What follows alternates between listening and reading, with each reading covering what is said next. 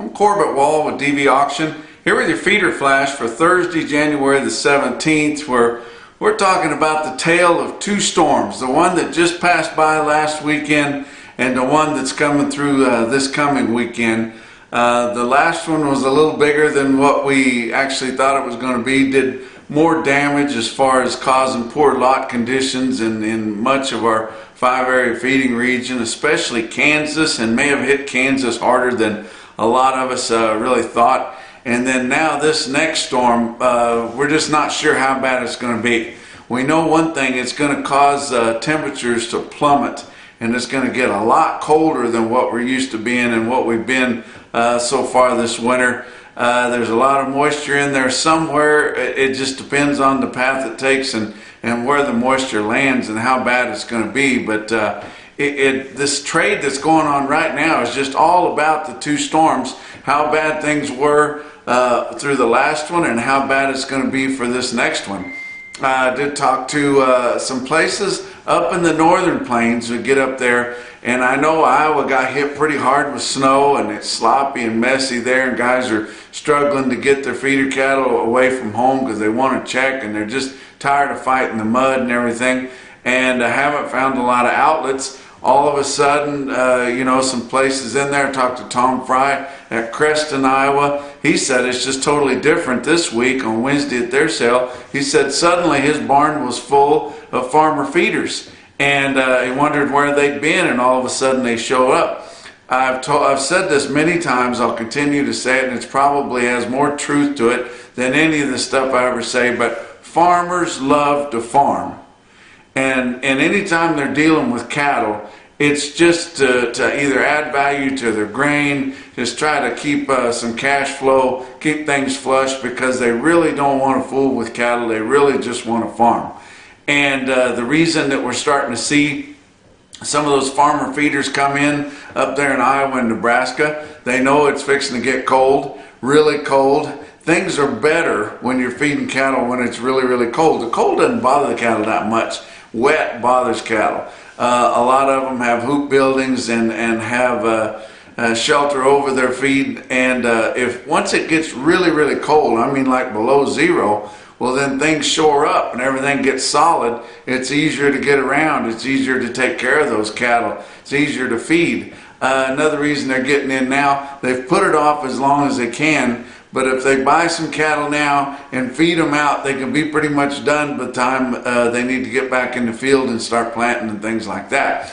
And so we're starting to see some of those farmer feeders come back into the market, some orders from farmer feeders up there in the northern plains and way up even into South Dakota, places like that. But I tell you what, down in the southern plains, like I said, Kansas is worse than what we really thought. A lot of Kansas yards are saying it's the worst as they ever remember it, as far as muddy, poor lot conditions, miserable, trying to take care of the cattle and just bogging and slop and pulling the cattle down, something terrible, and it's definitely going to help the market. But let's look at the board for Wednesday. February live cattle futures up 87 cents to end the day at 127.82.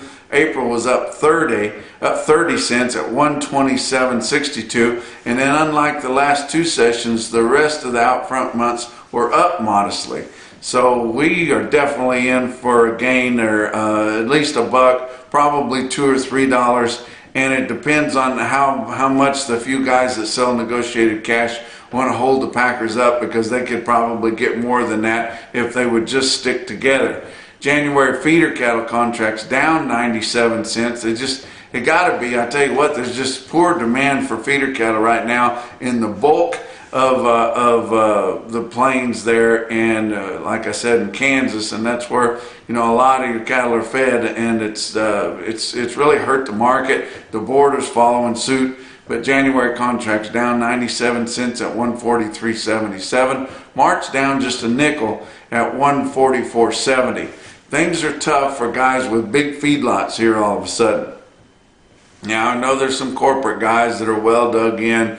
They've got a lot of equity in their yard and everything like that. But some of these other middle of the road kind of family operations, some of your startup deals here that have just gotten going here in the last few years on a big scale. But with the problem with the board going up so much is when you've hedged your cattle in your yard all the way up to your eyeballs, the margin calls start coming in, and you've got to come up with some money because you shorted to kind of cover your long position in the cash market. When that board's up big every day, you've got margin calls to make.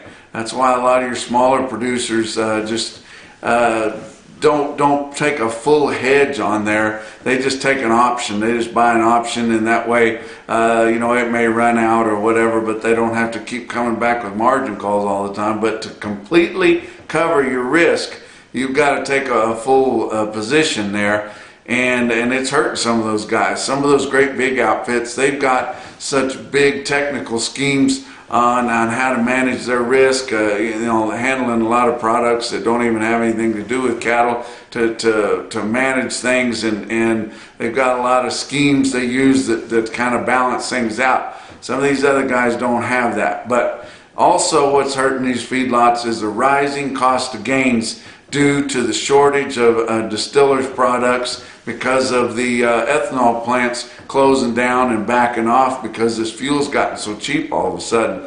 And so that is making a big impact on the cost of gains. The mud, of course, is pulling the cattle down. They're not performing. It's just hard on equipment. It's hard on everything. And then also the cattle that they bought here in the last 6 weeks or a month especially, or 2 months, they're so much higher than what the cattle are worth. They've got a lot of money in those cattle. Now the cost of gains are rising on them. They're not going to make their break evens. The risk management is costing them money, cash money with margin calls. It is really, really tough. I mean, everything's just a mess. And then plus, you're not even enjoying taking care of the cattle. Everything is downer, and it really causes those guys to lose morale and just wishing they could throw the towel in on things. But fat cattle trade, I've not seen any fat cattle trade to speak of at all. Did see some $197 dress bids out there, which would be steady. Steady's not going to cut it. Probably $1 higher is not going to cut it, even though 125 live is kind of a big point to get over, kind of a hump there. But it's probably going to blow by that, get up in there 126.78. Shoot, they may ask for 130 and they may get a chance of getting it because just everything's tough right now. The cattle that they had on the show list the last few weeks, if they hadn't sold them, those cattle are bogged down. They're not near the cattle that they were 2 or 3 weeks ago. Box beef cutout values on Wednesday afternoon. Just wanted to give you these, not a big movement, but how close that choice select spread is getting all of a sudden. Choice cuts Wednesday afternoon, 211.93, down 28 cents. Select cuts 206.94, up 107, just continuing to come together. And now your choice select spread is less than $5.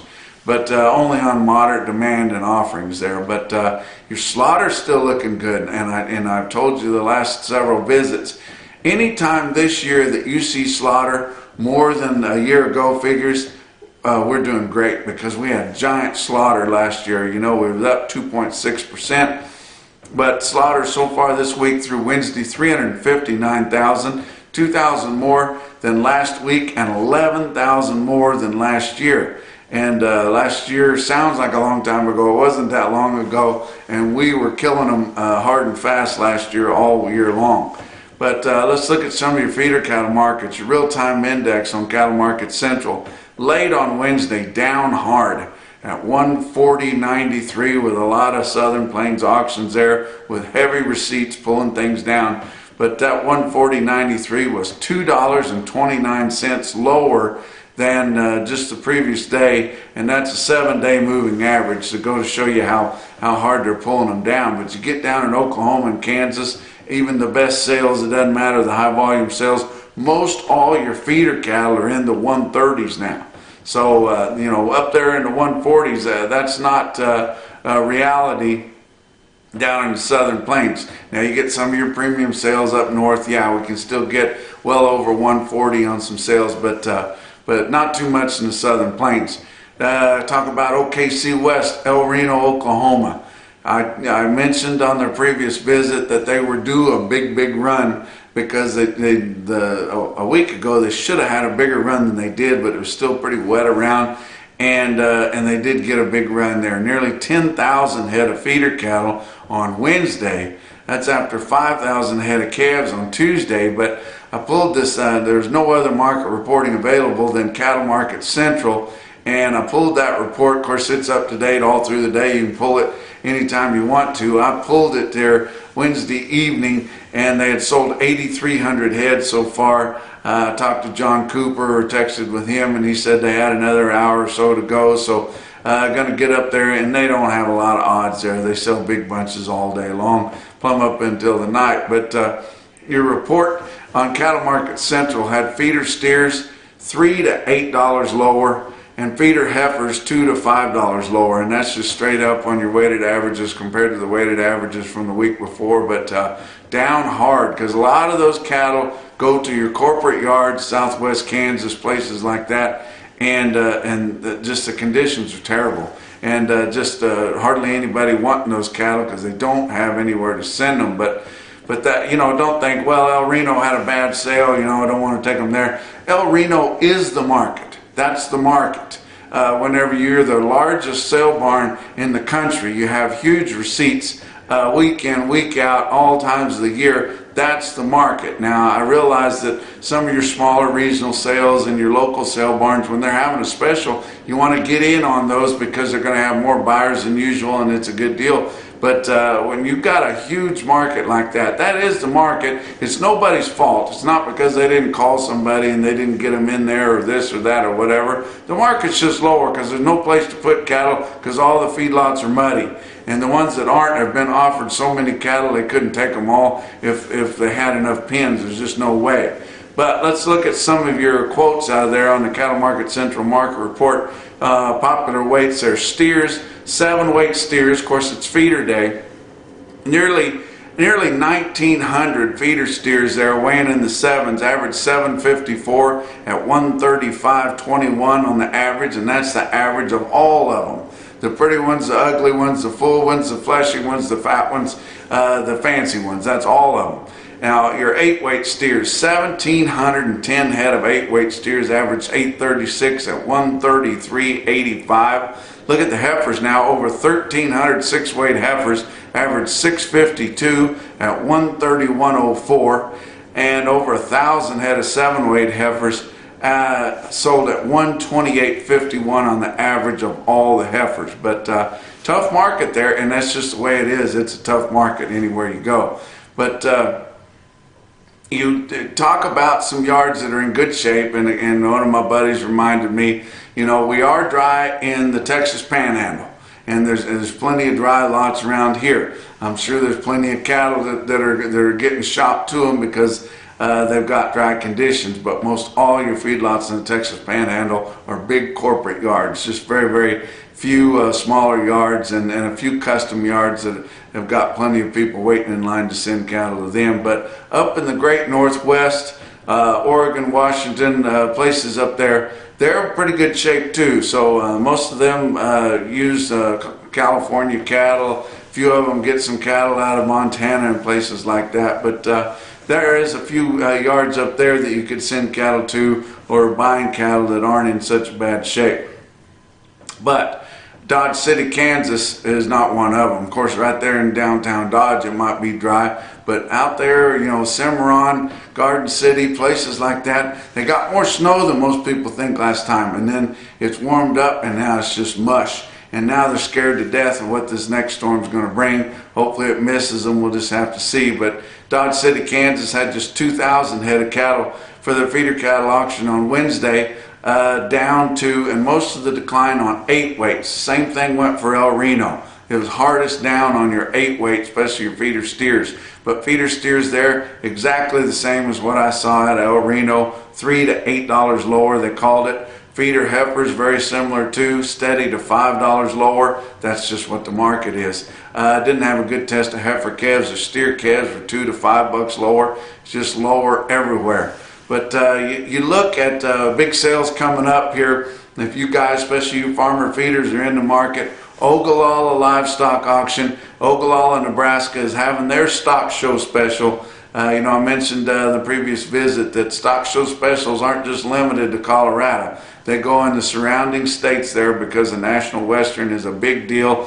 Might want to mention too, I don't know if you guys saw it or not, but on the rodeo earlier this week, had a young bull rider there, Missouri native, which kind of hits home for me because I've spent so much time in Missouri, but Mason Lowe lost his life riding bulls there at National Western Stock Show at a PBR event, and sure hate to see that happen anytime, and most of us are in the commercial cattle. We like the rodeo too and hate to lose those young stars. But also coming up this week, Burwell, Nebraska is having a big replacement sale up there. On Friday, they got bred cows and bred heifers, and they would be the best in the world right there in Burwell, Nebraska. They're having that sale on Friday. You can view and bid that auction on dvauction.com, one of our good customers up there, if you can't make it to the sale, depending on what this storm does and what the weather is. But you might want to get in on there. There might be an opportunity to get some of the best genetics in the world right there at Burwell, Nebraska, and those bred heifers especially be a good investment because we're now on the downhill slide of supplies here, and we killed so many heifers last year and killed so many beef cows that it's bound to come around, guys.